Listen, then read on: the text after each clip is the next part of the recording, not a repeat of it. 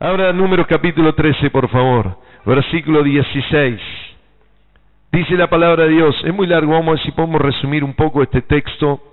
Quiero hablarle hoy de un hombre tremendo que era Caleb y lo que Dios tiene para nosotros. Dice Oseas, hijo de Num, a Oseas, hijo de Num, Moisés le cambió el nombre, le puso Josué. Luego Moisés envió a los jefes de los israelitas al territorio de Canaán. Le dijo, vayan por el desierto hasta las montañas. Fíjense en el país, en la gente, si la gente es fuerte o débil, si son pocos o muchos. Fíjense también cómo han construido sus ciudades, si son fuertes, frágiles, si cómo tienen sus tiendas de campaña, cómo son sus carpas. Vean si su territorio tiene árboles, si es bueno, si son muchos los frutos, si es malo o sin frutos. No sean miedosos y traigan de allá algo de lo que la tierra produce. Entonces comenzaba la cosecha de las primeras uvas, cuando los jefes israelitas fueron a explorar la región. Empezaron por el sur, el desierto de Sin, y de allí se fueron a Rehobó, que está cerca de Amat.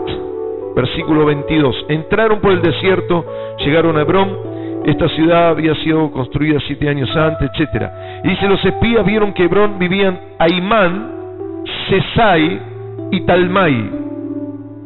Si alguno tiene 3 hijos, póngale Ahimán, Sesai y Talmai. Y después, que Dios le haga sanidad interior. Que eran descendientes de los gigantes de Aná, pero preste atención a esos nombres, Ahimán, Sesai y Talmai. Cuando llegaron a un arroyo, cortaron un racimo de uvas tan grande y pesado que tuvieron que cargarlo entre dos, un racimo de uvas. Y los otros llevaron granadas e higos. El racimo que allí cortaron los israelitas era tan grande que ese arroyo le pusieron el nombre de Escol, que significa racimo. Después de andar por el territorio durante 40 días, los espías regresaron a Cades en el desierto de Parán. Allí le contaron a Moisés y a Aarón y a todos los israelitas lo que habían visto y le mostraron los frutos que habían traído de ese territorio. Y le dijeron a Moisés, fuimos al territorio donde nos enviaste, es un territorio muy fértil, allí siempre habrá abundancia de alimentos. Mira, estos son los frutos que se dan allá. Lo malo es que la gente que vive allí es muy fuerte. Han hecho ciudades grandes y protegidas. Hasta vimos a los descendientes del gigante Anak. En el desierto viven los amalecitas, en la montaña los hititas, jebuseos, amorreos, en el mar y río Jordán los cananeos. La gente comenzó a murmurar, pero Caleb les ordenó callarse y le dijo, vamos a conquistar ese territorio, podemos hacerlo. ¿Cuántos dicen amén? ¿Cuántos dicen puedo hacerlo? Pero los otros que habían ido con él empezaron a desanimar a los israelitas, diciéndole que el territorio era malo. No lo hagan, le decían, no podemos vencer a la gente tan poderosa. Los que viven allí son gigantes como Anak. Y ante ellos nos veíamos tan pequeños como grillos. Además es un lugar en donde no se puede vivir. Es tan malo que la gente se muere como si se los tragara la tierra. ¿Cuántos dicen amén? Exagerado lo que estaban hablando ahí, que se los tragaba la tierra. Bueno, pero quiero hablarle hoy acerca de la visión de los ganadores. Hermanos queridos, es importantísimo que entendamos espiritualmente lo que significa tener visión. Esto es fundamental en esta noche, entender lo que es la visión espiritual, lo que es la dimensión del alcance espiritual de las cosas. Es muy importante. Escuchen, la visión es la capacidad de ver lo que otros no ven, lo que los otros ven como malo, verlo como bueno. La visión es aquella persona que puede ver en una situación un lugar de oportunidad, un lugar de cosas buenas, de alcances, de logros. Es ver una situación e interpretarla como una gran oportunidad y un gran lugar o situación para alcanzar algo, para vencer, para lograrlo. Tener visión de un ganador es la visión de interpretar la realidad, escuche esto, como un molde correcto, excelente y promisorio. Un molde. ¿Por qué un molde? Fundamental.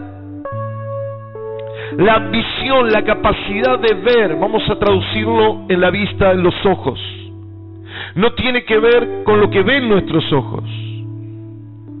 En realidad nuestros ojos toman una imagen por medio de la luz y captan una figura, pero los ojos no interpretan absolutamente nada. Es lo que el cerebro recibe por medio de los ojos lo que se interpreta. Y entonces en nuestra mente existe un molde, una matriz, existe como una estructura que le va a dar forma o no a lo que nosotros vemos. Aquí lo que vieron era un territorio, gente, ciudades, frutos, árboles, cosechas o sembríos o lo que sea, sembrados, un montón de cosas. Pero hermanos queridos, la visión es la capacidad de darle un molde a esa realidad. Esto es muy importante y es importante que todos podamos entenderlo. La cabeza, nuestra mente, establece un molde. Escuche, esta matriz, este molde puede hacerse, determinarse por medio del espíritu. Lo que nuestro espíritu entiende, capta, lo traduce en la mente y ahí se forma ese molde. Por eso cuando uno ve, aquí había un territorio, había un desierto, una montaña, un mar, una tierra de Palestina, digamos. Sin embargo, había distintos moldes, mentes, cabezas, matrices que interpretaban la misma situación de distintas maneras. Todos veían por medio de los ojos o captaban por los ojos la misma mar, los mismos hijos de Anac, los mismos hititas, las mismas cosechas, la misma racimo de uva, todo captaban lo mismo, pero el molde de la mente era el que interpretaba cuál era o cómo podía ser esa realidad. Yo creo que esto lo vamos a entender, porque si nuestro molde, si nuestra matriz mental no cambia, no va a cambiar nada de nuestra vida y de nuestro alrededor. Si nuestra estructura mental sigue siendo como la de muchos aquí, dice que fueron 11 o 12 espías. 12 espías. 2 veían de una manera, 10 veían de otra. Y esto es importantísimo. Yo te pregunto, ¿cómo es tu matriz, tu estructura o tu molde mental? ¿Cómo se reciben las cosas? ¿Cómo se estructuran? ¿Cómo se forman en tu mente? ¿Cómo se establecen en tu cabeza las situaciones? Porque la gente reacciona, vive y responde conforme al modelo mental de la situación real. Quisiera ser lo más claro posible. Tomamos una realidad, una situación de vida familiar, económica, y le damos una interpretación mental conforme a nuestro espíritu. Porque en la Biblia existe una jerarquía: espíritu, alma y cuerpo. Existe una cuestión de mandos: el espíritu, el alma o la mente y el cuerpo. Así que es muy importante que nosotros establezcamos este molde, esta estructura o esta matriz mental. Josué y Caleb tenían un molde diferente, un espíritu diferente. Ellos estaban, escuchen, ¿qué es lo que pasa? ¿Por qué pensaban diferente? Porque uno estaba establecido, Josué y Caleb, por la visión que tenían de Dios, por la concepción que tenían de Dios. Ellos decían: Dios nos va a ayudar, con Dios podemos vencer, con Dios vamos a tomar el territorio. Es decir, su espíritu estructuraba una mente de logros, una mente de alcance, una visión de ganadores. Los demás formaban parte de la mayoría de los israelitas que en el desierto, ¿qué levantaron? ¿Qué levantaban en el desierto de oro? Un becerro. ¿Qué era? Un becerro de oro. Era un ídolo. Por lo tanto, su espíritu le dictaba lo que el ídolo le dictaba, y su mente se estructuraba por causa de ese ídolo, de ese becerro, de ese demonio que manejaba sus mentes. Era la vida en Egipto. Ellos edificaban su realidad. Escuchen, cuando ellos piensan en una tierra, estaban estructuradas por causa de la idolatría y de la falta de confianza en Jehová. en la misma tierra donde se habían criado. Hermanos queridos, muchos entramos en la vida cristiana con la misma estructura mental de la miseria que recibimos. ¿Por qué? Bueno, porque es una realidad. Ya las personas más grandes, ya ahora pasaron muchas generaciones y ha cambiado bastante. Pero hay muchos cristianos, tal vez que tenemos la estructura o el pensamiento de nuestros padres y de nuestros abuelos, que vienen de la guerra, de la miseria o de la escasez, de no tener. Entonces cuando tenían, hermanos queridos, una latita, usaban lo de adentro, y usaban la latita, y usaban la tapita de la latita, y usaban ¿cómo se dice? Lo que cubre alrededor de papel, eso que la etiqueta, hasta le daban vuelta para hacer anotaciones. Era una estructura, porque en la guerra no tenían papel, no tenían nada. Entonces el espíritu era el molde. Y cuando ellos llegaron a la realidad de este país, o a los países donde emigraron, se van a esa realidad. Nosotros hacemos lo mismo, venimos con un pensamiento, una visión del mundo, y cuando venimos a la iglesia traemos esa estructura mental, y eso tiene que ser cambiado. ¿Cuántos dicen amén? Los que estaban aquí en aquel lugar, esos 10 espías, tenían la estructura de Egipto. ¿Qué tenía en Egipto? Esclavitud, dolor, opresión, derrota, miseria, pobreza, hambre, golpes. Todo lo peor estaba estructurado en su mente, porque ellos tenían la estructura de Egipto.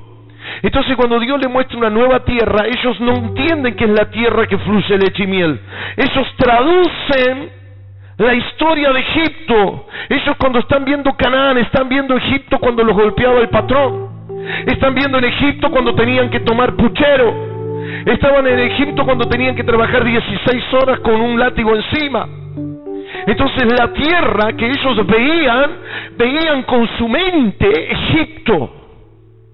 Por eso les quiero hablar de la visión espiritual.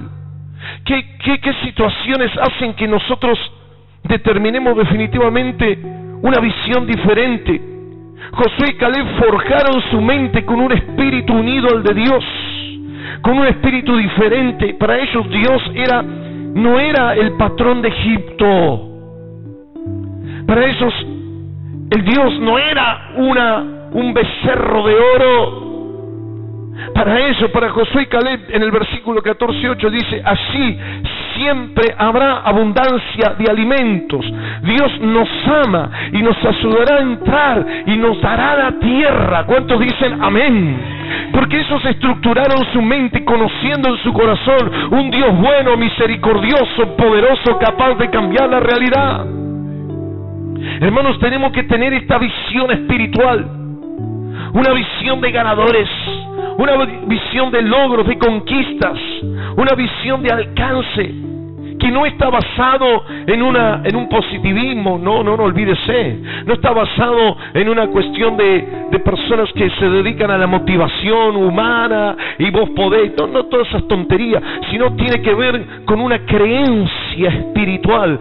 Si nuestro Dios es grande, como dijo Salomón, el templo que voy a hacer va a ser grande porque mi Dios es grande. Es decir, que él, basado en su Dios, sabía que podía cambiar la realidad y hacer un templo poderoso como lo hizo Salomón. David tenía un Dios grande, por lo tanto no le importaba si delante tenía al gigante Goliat o al gigante que sea, porque para él su Dios era más grande que cualquier gigante.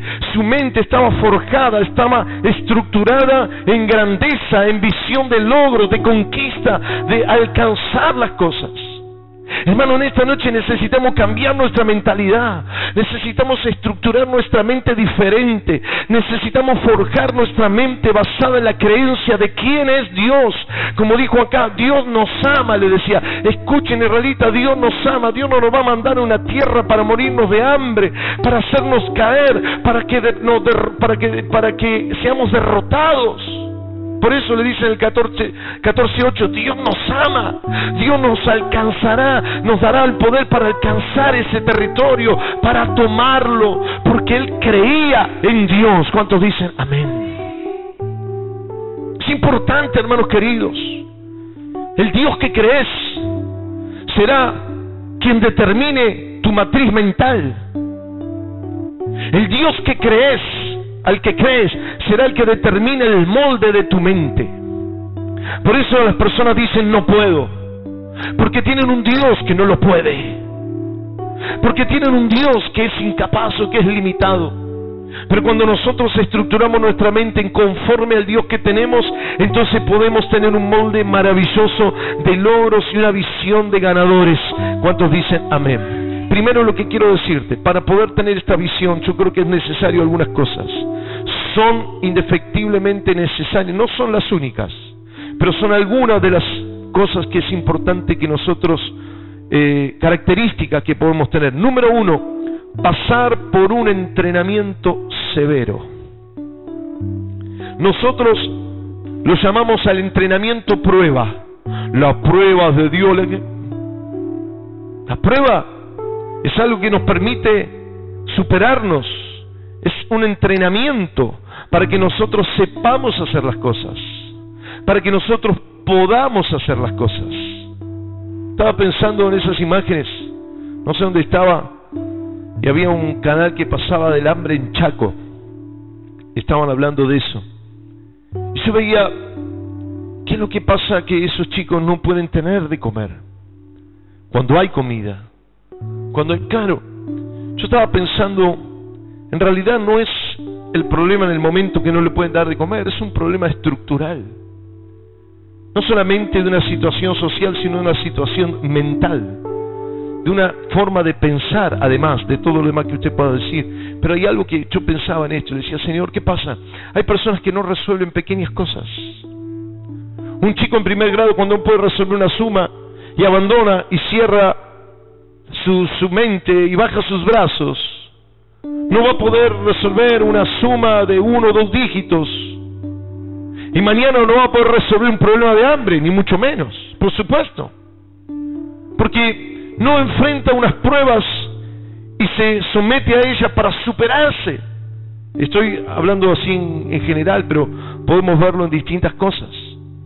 Y yo pensaba, ellos necesitaban pasar una prueba, necesitaban tener un entrenamiento. Versículo 17, ¿dónde los manda Moisés? Moisés los manda al desierto. Le dijo, vayan por el camino del desierto a la tierra del enemigo, a la tierra del cananeo, porque todavía no estaban entrando, iban como espías. No tenían armas, no tenían cantidad de gente, eran solo 11, 12, no tenían absolutamente nada, pero se meten en el desierto. En el desierto significa en la Biblia el lugar de la prueba o el lugar del entrenamiento, donde hay animales venenosos, clima severo, extremado frío, extremado calor, posibilidades de no conseguir comida o no conseguir agua, que se les acabe el agua, o no tener lugares de refugio, etcétera, etcétera. Y dice la palabra que estuvieron en aquel lugar, versículo 25, durante 40 días. ¿Les suena? 40 días en el desierto, caminando por el desierto y viendo las situaciones en el mar, en las montañas, en los valles. Pero los mandó 40 días. Jesús estuvo 40 días en el desierto. El mismo Moisés había estado 40 años en el desierto de Madián. Todos estos lugares representan el lugar del entrenamiento. Si Jesús no podía vencer a Satanás en el desierto, menos lo iba a poder vencer en la cruz. Si Moisés no resolvía todos sus temas personales en el desierto de Madián, tampoco lo podía resolver en el desierto de Sinaí. Si el pueblo o los 12 espías no resolvían el tema cuando entraron momentáneamente como espías, no lo iban a resolver nunca más. Necesitaban ejercitarse, entrenarse en 40 días de desierto, en 40 días de entrenamiento. Hermanos queridos, hay gente que no quiere saber nada con las pruebas, se queja de las pruebas, rechaza las pruebas, Hermanos queridos, dice la palabra que tenemos que encontrarnos y tener sumo gozo cuando nos encontremos en diversas pruebas. ¿Cuántos dicen amén? Dios nos está entrenando, Dios nos está entrenando para las cosas mayores que vienen. Es el decir, son 40 días, es un tiempo importante, pero finito. Es un tiempo difícil, pero se acaba. ¿Cuántos dicen amén? Levanta tu mano y decir, mi desierto se acaba pronto. Amén. Es el entrenamiento. Hermanos queridos, distintos entrenamientos vimos en los hombres de Dios, como le dije, Moisés. Moisés, cuando estuvo 40 años en el desierto de Madián, estaba luchando contra sí mismo. Estaba luchando contra su propio complejo, era tartamudo. Así que él estaba en el desierto de Madián también luchando con la culpa. ¿Por qué? Porque en ese lugar se estaba refugiando de haber matado a un egipto, sufriendo la culpa. Yo lo asesiné, yo me equivoqué, yo perdí la oportunidad, etcétera, etcétera. Él estaba en el desierto de Madián luchando con su culpa, pero no solamente eso, también con su soledad. Estaba con gente totalmente extranjera, se casó con una extranjera, estuvo trabajando para un extranjero y no había un israelita alrededor suyo. Ay, pastor, es que nadie me acompaña, es que nadie me ora, es que nadie me llama por teléfono. Estamos en el desierto aprendiendo, entrenándonos para las cosas que vienen. ¿Cuántos dicen amén? ¿Cuántas cosas personales tenemos que vencer? ¿Cuántas cosas Dios permite en el desierto de Madián como Moisés para que nosotros podamos resolverlas? Jesús representa el otro enemigo. Uno mismo es el enemigo, pero también Satanás mismo, el diablo. Se le presentó el diablo, dice la Biblia que le presentó las tentaciones, le puso todas las trampas posibles. Satanás te pone temores, te pone amenazas de muerte, te pone espíritu de muerte, te pone pensamientos de suicidio, pensamientos de muerte. Estuve con una chica hace un par de días de consejería, de 16, 18 años. Hermanos queridos, los problemas de la familia, los problemas del padre, de la madre, el diablo le dijo, es por culpa tuya, es culpa tuya. Y el diablo comenzó a ponerle pensamientos de muerte, de destrucción, hasta el punto que intentó matarse, cortarse las venas, los brazos. Y luego comenzó a ser hasta el día de hoy atormentada. Ahora está en el proceso de la liberación, atormentada por un espíritu de muerte. Ella dice que escuchaba muchas veces, estábamos en el culto y sentía un cañón en su cabeza, literalmente, o alguna presencia, una voz que le decía, te voy a matar. Claro, un espíritu de muerte. Satanás vino a esto. Hay desiertos donde tenés que enfrentar al mismo Satanás. ¿Cuántos dicen amén? El desierto, los 40 días, los 40 representan también la lucha con la gente. Josué y Caleb tenían un espíritu vencedor, un espíritu de conquista, de logros, diferente. Eran los que tenían una visión de ganadores. Pero tuvieron 40 días con 10 insoportables, con 10 hombres negativos, con 10 hombres pesimistas, derrotistas, gente que le transmitía desesperanza. Tal vez eran gente peleadora, desmoralizante, violenta, no sabemos, pero lo que sí queda claro que eran personas negativas. ¿Por qué digo violenta? Porque después hasta lo quisieron apedrear. Eran personas totalmente negativas. Y Josué y Caleb estuvieron 40 días con el taladro en la cabeza, hermano, de decirle, no podemos, son gigantes, vamos a perder, nos van a destruir, no somos capaces, no lo podemos hacer, bla, bla, bla, bla, bla, le hablaba, pero ellos, hermanos queridos, habían ya cambiado su mente. Josué y Caleb tenían un espíritu diferente y tenían un molde diferente. ¿Cuántos dicen amén? Amén. Decirle al lado, cambia tu molde, por favor. Decirle, cambia el marote, cambia el molde, porque sin el molde correcto los resultados tampoco serán correctos. Pero ellos habían forjado su mente en función de quién era Dios.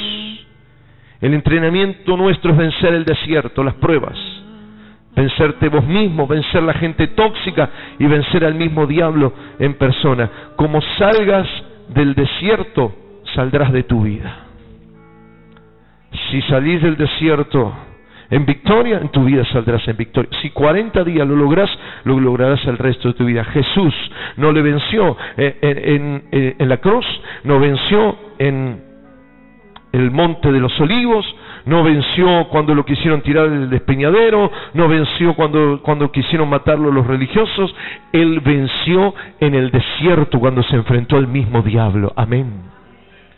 Como Jesús salió en el desierto, salió en su vida, y así como salimos del desierto, saldremos de nuestra vida. ¿Cuántos dicen amén? Segunda realidad, necesidad o característica de un ganador: vencer el espíritu del fracaso humano. Número 1, ya le dije, el entrenamiento severo. Dios permite el desierto. Vencer el espíritu del fracaso humano. Importante, escuche, un visionario no niega la realidad, pero la interpreta con un espíritu ganador. Es una mente, el que tiene visión de ganadores, es una mente orientada a logros, una capacidad de sobreponerse a una idea de fracaso, decepción o frustración. Hermanos queridos, aquí alguien habla, no sabemos bien, aparentemente, por lo que dice después, podría ser Caleb, pero no lo sabemos. En el 13, dice que comenzaron a hablar y le dijeron, acá está en plural, así que habrá sido más de uno que hablaron, a Moisés, versículo 27, y dijo: fuimos al territorio a donde nos enviaste. Es un territorio fértil, es un territorio así, así. Comenzaron a contarle todo, pero de pronto alguien dijo: lo malo es. Eso es una tendencia, algo tendencioso, porque ahí ya está emitiendo un juicio de valor. Ahí le estaban diciendo que describan la realidad del desierto. Dígame cómo son sus casas, grande o chica, no qué le parece a ustedes, no que se les ocurre que pueda hacer lo que sea grande o lo que sea chico. No si quiere decir que sea grande porque hay un gigante, sea chico porque son chicos. No, eso dice, descríbanme cómo decir. Pero hay alguien que emitió un juicio de valor y dijo: lo malo, no sé si usted me acompaña ahí en el texto, dice en el 28, lo malo es que la gente es fuerte. Eran gigantes. Ellos dedujeron que eran fuertes, pero eran grandes, no fuertes. Un juicio de valor, una idea. En realidad no es que serían fuertes, porque así era Goliat, era el grande, el poderoso. Todos tenían miedo y con una piedrita David los reventó. Y comenzaron a emitir juicios de valor sobre las situaciones. ¿Y eso de qué depende? Depende de lo que hay en tu molde. Si en tu molde hay límites, el otro es más grande. Si en tu mente hay pequeñez, lo demás es gigante. Siempre estamos evaluando la situación en función de lo que hay en nuestra mente. Pero hermanos queridos, aquí nadie negó que esto fuese así, que hubiese gente gigante, etcétera, etcétera. Pero como te dije, lo malo fue que alguien dijo lo malo. Fue que alguien dijo, esto no nos conviene. ¿Qué hizo? Todos se contagiaron. Todos tenían delante de sus narices, escuche, delante de sus narices, tenían un racimo que lo tenían que llevar en un palo entre dos. Uvas como una manzana, por si no sé, una cosa de loco. Y ellos veían eso, pero de pronto escucharon lo malo, y ya toda su mente negativa se enfatizó, se detuvo, pensó, creyó, aceptó lo malo. Así pasa, hermanos queridos, en nuestra vida. Tenemos cientos y miles de promesas en la palabra de Dios. ¿Cuántos dicen amén? Hay promesas de prosperidad. Amén. Hay promesas de sanidad. Amén. Hay promesas, hay cientos de miles. Pero viene un diagnóstico médico y nos derriba todas las promesas. Viene una estadística económica y nos derriba todas las promesas. Lo malo es que no hay trabajo, lo malo que es lo que sea. ¿Y dónde están las promesas de Dios? Hermanos queridos, ¿cómo estructuras tu mente? ¿Cómo pensás? ¿Cuál es tu molde? ¿Qué es lo que está viendo? Entonces Caleb tuvo que vencer esta gente negativa, esta gente pesimista, esta gente que se paraba en lo negativo. Vieron que la tierra era fértil, vieron que había uvas, trajeron granadas y otras frutas, trajeron distintas cosas, vieron todo esto. Y sin embargo, se pararon en que alguien dijo, lo malo es que... A ver, ¿cuál es lo malo? Y se enfatizaron en eso. Era la forma de pensar. Es el pensamiento, hermano. Es el pensamiento, pensar en lo malo, pensar en lo negativo. Caleb tenía que vencer este pensamiento de fracaso. Dice que el pueblo, escuche, todos los que estaban en ese lugar comenzaron a murmurar. Versículo 30.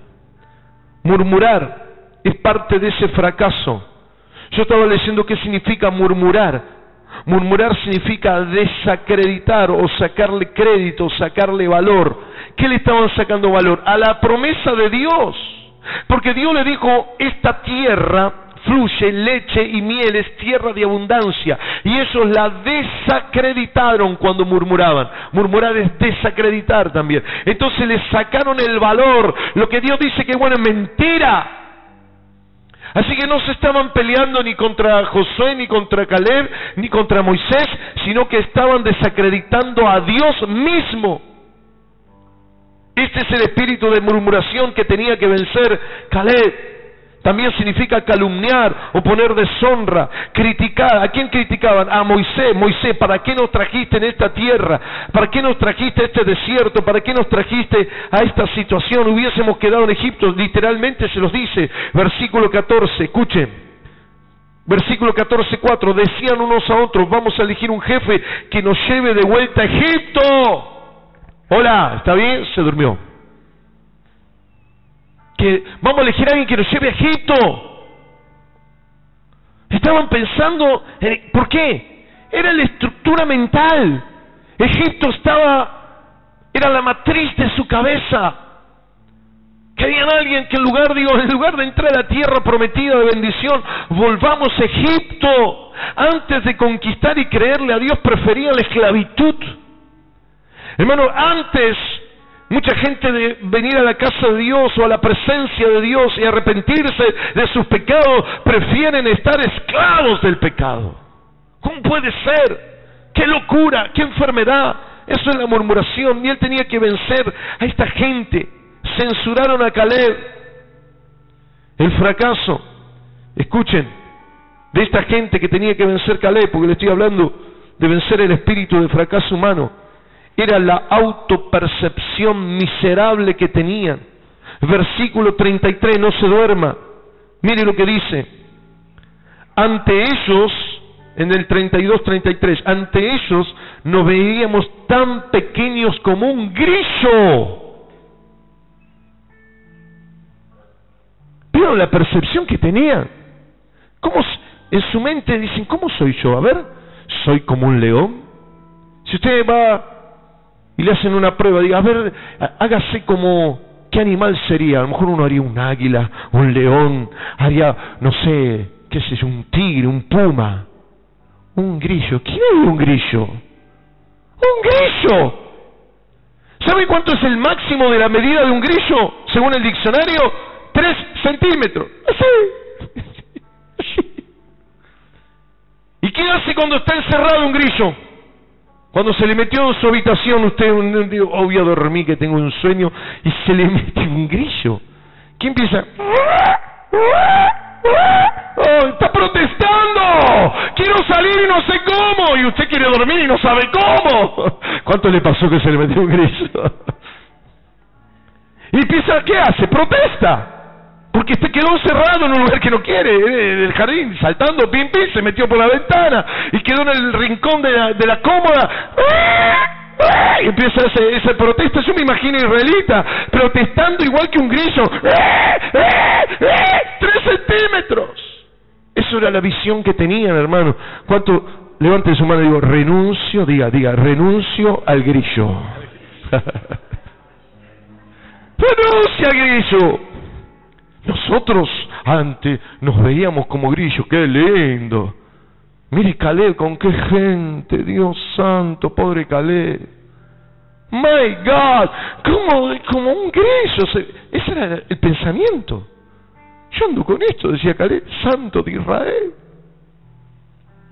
Imagínate, vamos a jugar un partido de fútbol. ¿Cómo se llama? Los Pumas, ¿no? Las Leonas, Los grillos, imagínense, los grillos. Esa es la visión, esa es la autopercepción que tenían de sí mismos, grillos miserables, que gritaban, que lloraban. Capítulo 14, versículo 1. Aquella noche todos los israelitas empezaron a gritar y a llorar. Toda la noche gritando y llorando. ¡Ay, el gigante! ¡Mamá, tengo miedo del gigante! No, por favor, no mires a nadie pero de reojo. Uy, que no sea grillo Porque, hermano, a veces nosotros decimos, vamos a vencer, vamos con Dios, vamos a lograrlo, vamos a tener una... Y empieza el otro, santo mío. Era la visión que tenía. Esa gente tenía que vencer Caleb. ¿Cuánta gente así tenemos que vencer? ¿Cuánto entorno miserable, de una percepción autopercepción miserable, de pobreza, de limitación? Grillo, 3 centímetros. Era una cosa de locos. Hermanos, hay que vencer estas cuestiones. Hay que vencer Egipto. Versículo 3. ¿Para qué nos trajo Dios a este territorio? ¿Solo para que nos maten a todos y se lleven esclavos a nuestras mujeres e hijos? Mejor regresemos a Egipto. Hay que renunciar a ese espíritu de fracaso y de gente que fracasa y que le gusta vivir en el fracaso. ¿Cuántos dicen amén? Y tercero, le voy a decir esto y termino. Entrenamiento severo en el desierto, vencer el espíritu de fracaso, renunciar al grillo para que no se olvide. Y tercero, establezca usted un futuro victorioso. Usted tiene el poder de declarar una realidad de triunfo, éxito, logro, conquistas, alcance. Usted tiene que hacerlo. En el 13:27, enfóquese en los versículos que le digo. Y le dijeron a Moisés, fuimos al territorio, dice, pero allí siempre habrá abundancia de alimentos. Dice, mire, estos son los frutos, mire qué uvas, mire el vino que podemos hacer, acá tenemos comida para todo, con una uvita nomás vivimos todo, esto es maravilloso, esto es poderoso. Dice, habrá abundancia de alimento. ¿Qué hacían gente como Caleb y como Josué? Ellos estaban declarando un futuro de victoria, estaban mirando que lo iban a lograr, que iban a prosperar, que iban a ser grandes. Alguien diga amén, diga, lo voy a alcanzar en Cristo que me fortalece. ¿Cuántos dicen amén? Mire el versículo 27 dice eso, el 30 dice, la gente comenzó a murmurar, pero Caleb dijo, cállense la boca. Negativos, cállense la boca. Gente derrotista, cállense la boca. Vamos a conquistar ese territorio, podemos hacerlo, dijo Caleb, porque había en él un espíritu diferente, dice la Biblia, porque había un espíritu distinto en Josué y Caleb. Dijo, podemos lograrlo. Yo quiero que levantes tu mano ahora y digas, puedo lograrlo, no me importa lo que diga el diablo, lo que digan los fracasados ni los grillos, puedo lograrlo, dice el Señor. Amén. Dale un fuerte aplauso al Señor. Puedo lograrlo. 14:7 le dijeron a todos los israelitas, se pararon Caleb y José, le dijeron, el territorio que vimos es bastante bueno, allí habrá abundancia de alimentos. ¿Cuántos dicen amén? ¿Y qué más? ¿Se quedaron con eso? No, el 9. Quiero que usted lo escuche. Esta es la palabra de Josué y Caleb. Este es el futuro que usted tiene que establecer ahora. Ahora establezca este futuro. Ahora, hágalo ahora. Lo importante es que no se rebelen contra Dios. ¿Por qué? ¿Por qué que se rebelen contra Dios? Porque ellos decían, la tierra que Dios nos prometió es mala. Estaban criticando a Dios. Se estaban rebelando contra las promesas de Dios. No se rebelen contra las promesas. Y dijo, será muy fácil vencerlos, porque ellos no tienen quien los cuide. Nosotros, en cambio, contamos con la ayuda de Dios. ¿Cuántos dicen amén? Otra vez, por favor, en este ejercicio, levante la mano y diga, Dios me ayuda. Dios me ayuda. Aleluya. Mire, ¿qué le dice al final del 9? No tenga miedo. ¿Saben por qué? Porque Moisés ya le había dicho en el 20, cuando vayan, dijo, cuando vayan, no sean miedosos y traigan algo de la tierra. Ya sabían que era medio miedito, era medio chucho manucho, tenían miedo. Ay, vamos a ir al desierto y si nos agarra Elitita, si nos agarra Anak, si nos agarra... No tengan miedo, traigan algo. Y lo volvió a decir Caleb, no tengamos miedo. ¿Cuántos dicen amén? No tengo miedo, no tengo miedo. Mi Dios es súper fuerte. ¿Se acuerdan? Cuando cantábamos esa con los chicos. Ahora, escucha esto, que esto es tremendo. Dios me permitió encontrar esto. Yo le dije, para que le ponga a los que van a tener hijos, Aimán, Sesai y Talmai eran descendientes del gigante Anak, así que era todo tierra de gigantes. Pero vaya a Josué y terminamos con esto. Póngase de pie, por favor.